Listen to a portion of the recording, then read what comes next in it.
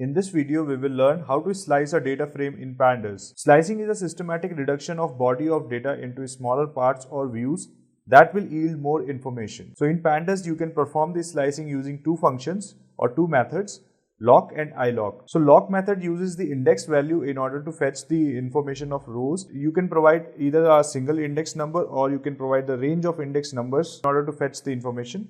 So let's go ahead and see it on our Jupyter notebook. Now these are the index values 0, 1, 2, 3, 4.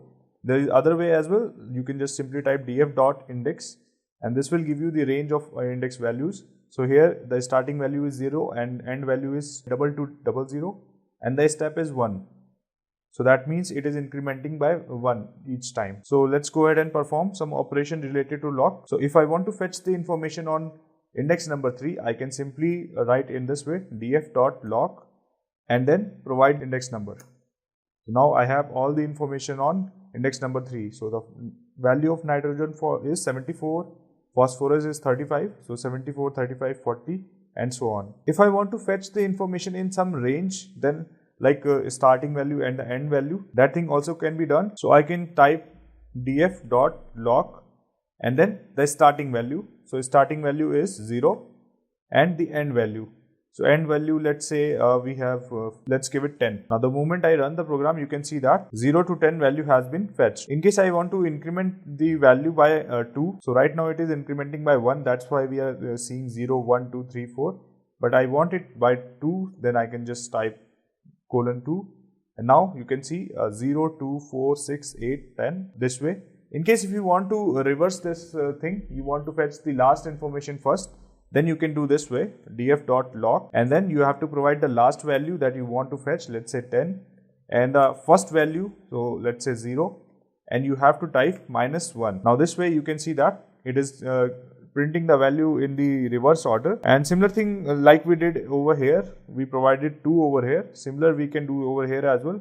That will increment the value by 2 each time. So 10, 8, 6, 4, 2, 0. Another type of filter that you can apply using this loc function is you can print the specific column with a specific index. Let's suppose if you want to print the value of let's say pH and label on index number 1 and index number 3.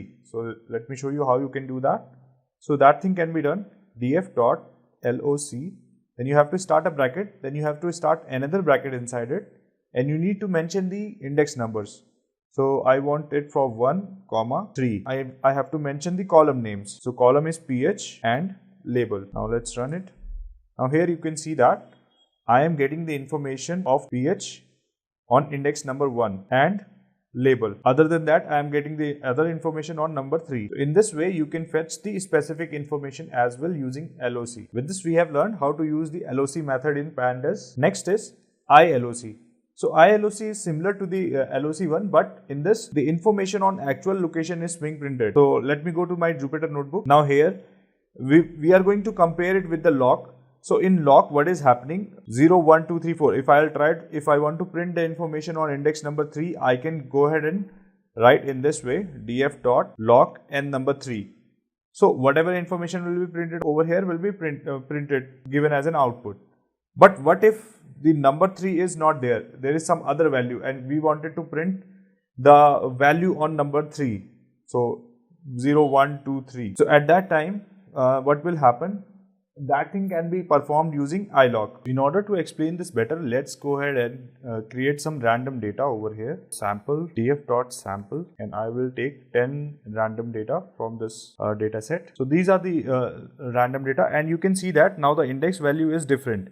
But if I want to print something that is on location number 3, now if I will go ahead and print the index number 3 over here, let's say let's use loc first, loc 3. Now you can see that I will get an error over here because there is no index number 3 present here. But in case of iloc, what will happen? It will return the value on index number 3, which is this one. So iloc returns the exact position of the row, whereas loc returns the index value. So if I have to print the loc value for row number 3 over here, then I have to provide the index value, which is 936 over here. So I need to write 9 3, 6 over here. So here you can see that now it is printing this. So this is the difference between loc and iloc, and you can perform all the operations that we have shown in the loc in iloc as well. For example, you can just fetch the one value, let's say sample.iloc, and you can simply type 1 over here and it will display one information.